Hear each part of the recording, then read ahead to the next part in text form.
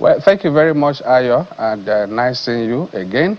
Well, there are some of these substances that are produced locally, and the most commonly abused in Nigeria is cannabis, and that's the one that is that's how it's grown largely.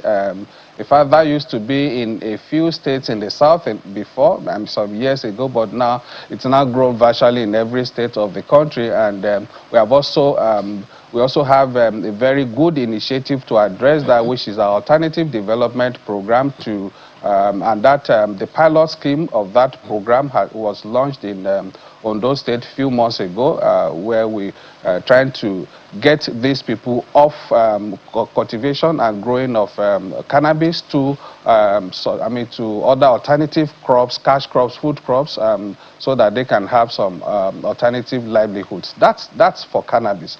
Now the other thing is this meth thing, and you can see meth is not something it's something that is not totally new.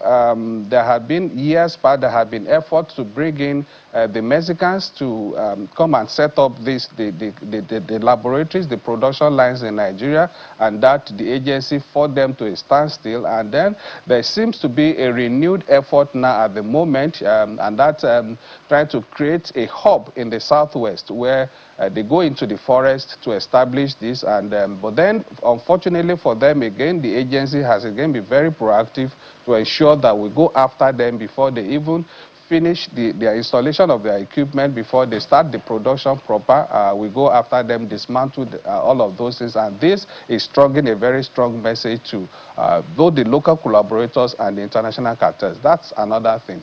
Now, for cocaine, heroin, and some of those other Class A drugs, they are not produced here. They are actually produced elsewhere in other parts of the world, and then brought in through, definitely, as you would have seen that, for instance, just last week we had a seizure of loud, what we call Canadian loud, that came all the way from Canada. And that particular shipment, we've been on it. We had the intelligence from the moment the shipment actually arrived in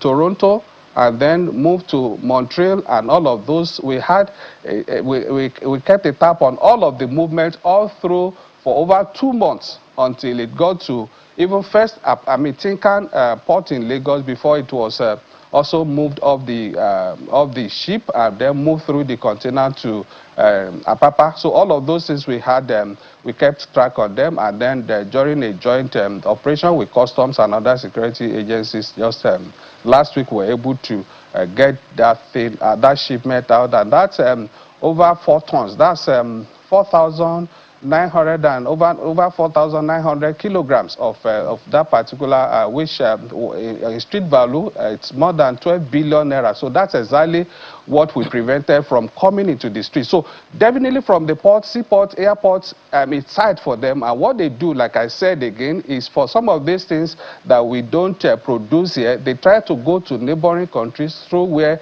they try to smuggle them. And as again you saw in the truck that brought in thousands of tramadol through from Togo through Benin Republic into Nigeria, again through our network and intelligence gathering, we're also able to intercept that. So all of this, that's exactly what they do, try to bypass the system, but then we always prove to them that we're steps ahead of them. So that's exactly what happened, and we continue to do that, to put pressure on them to ensure that there is no space for them to circulate these illicit substances in Nigeria.